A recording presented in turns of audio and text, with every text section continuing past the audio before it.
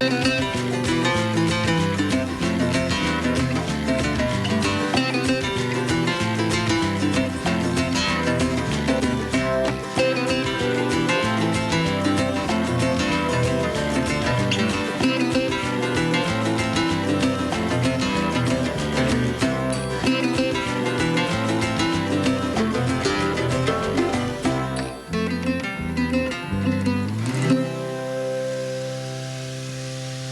glad you could join us for this week's edition of Viewpoints North.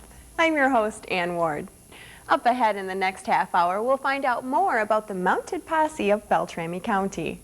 This group was organized last April and assists the Beltrami County Sheriff with search and rescue, as well as crowd control at the Beltrami County Fair. We'll also travel to the 12th Annual Woodcarvers Festival in Black Duck, where one can behold wooden creations of all shapes and sizes. But first, we'll meet a man whose love for the accordion prompted him to form his own accordion repair business.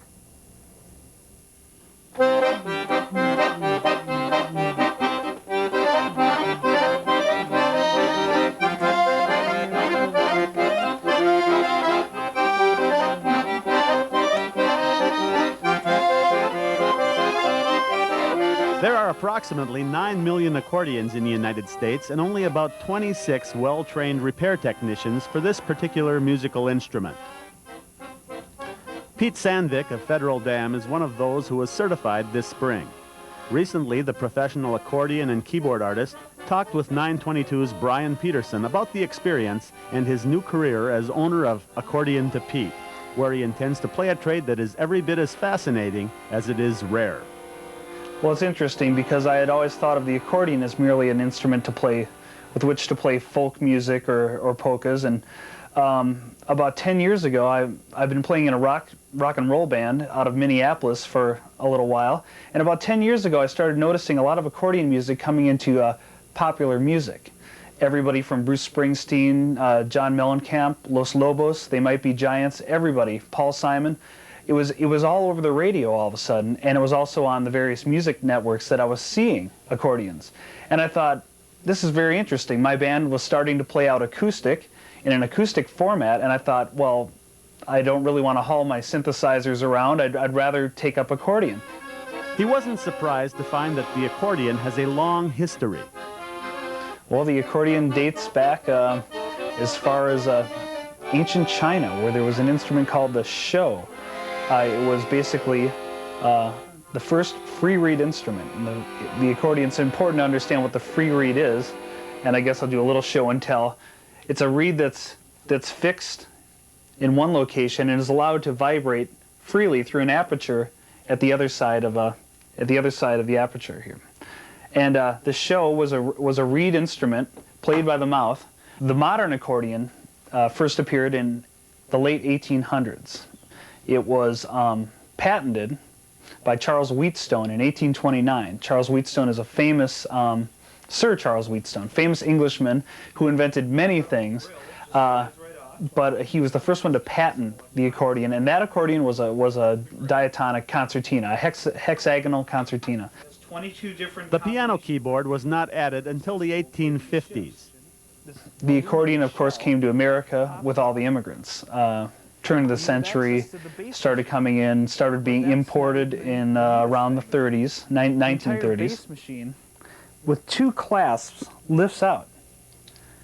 And as you can see, there's all your bass button levers. They just competed in the national accordion competition last week in Kansas City, Missouri.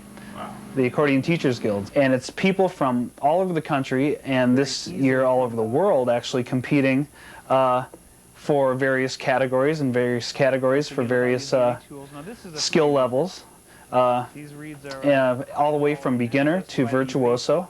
And there was people from all over, all walks of life as well. It was very interesting and very exciting to be amongst hundreds of accordion players. In fact, we all got together in a plaza or in a park in Kansas City and put together what should be the world's largest polka band. We were going for the world record. And there was something like 110 people, all accordion players, playing a polka simultaneously. I think I did pretty well. I competed in two different categories, solo and duet. The duet I played with my instructor, And I feel pretty good about it. Of course, when a judge is staring at you, all kinds of crazy thoughts go through your head, and as you're trying to concentrate and perform to your utmost ability. And I think I did pretty well, though, considering what kind of the pressures that bared down on me at the time. And it was a lot of fun. I think the atmosphere of the competition is beneficial to just about everybody that competes. It's exciting, it's fun, it's challenging, and it comes to represent why I got into the accordion in the first place. The love of the instrument, really. This was his second competition. He also competed last year when it was held in Minneapolis. Learned all kinds of music on the accordion, from classical to jazz to every ethnicity and rock and roll, of all things. Although he doesn't teach accordion, he has given basic instruction to those who just want to try the instrument. Well, I'm not a member of the guild. Okay. I'm a member of a studio, Accordion Concertina Music, that whose instructor, Helmy Harrington, is a member of the Accordion Teachers Guild. Okay. Helmy is also the person that instructed me in repair at the Accordion Concertina Repair Technician School in Duluth. That's where I received my training. Okay. Duluth is home to one of only 2 accordion repair training schools in the world. Well, the school had an all-inclusive curriculum, everything from performing to all types of instruments. There are 7 different categories of instruments in the accordion family of instruments. Over my shoulder to this side you see a button diatonic, and over here you have the piano accordion. There's a piano accordion on the sofa here.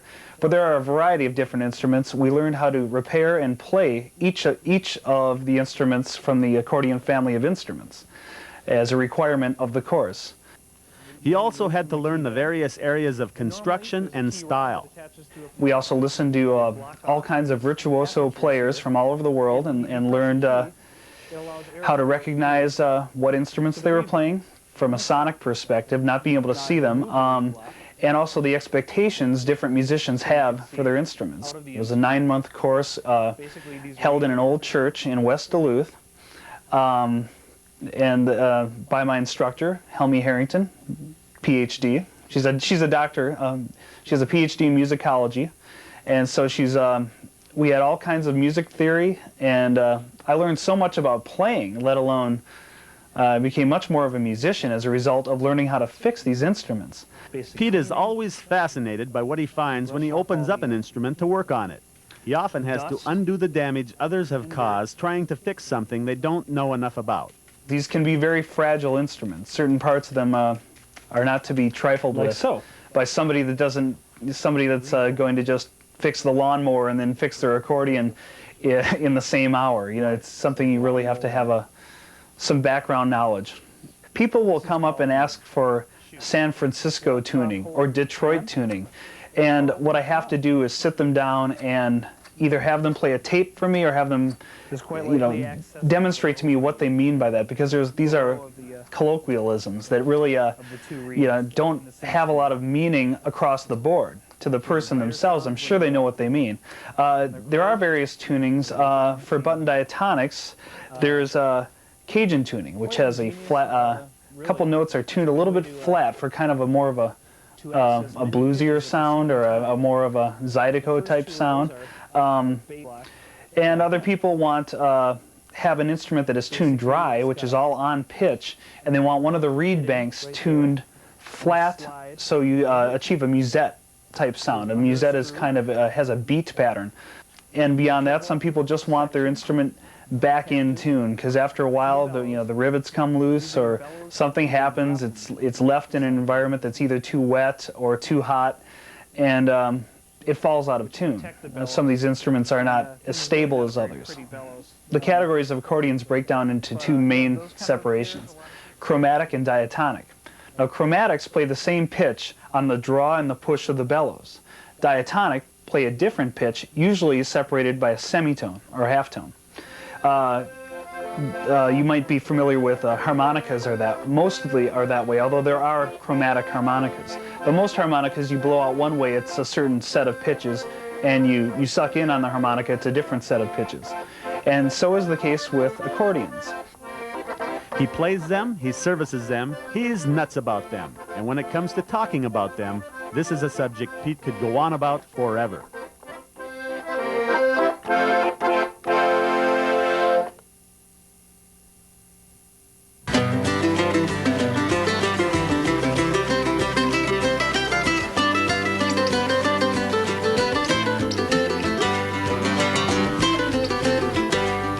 Whether you are in search of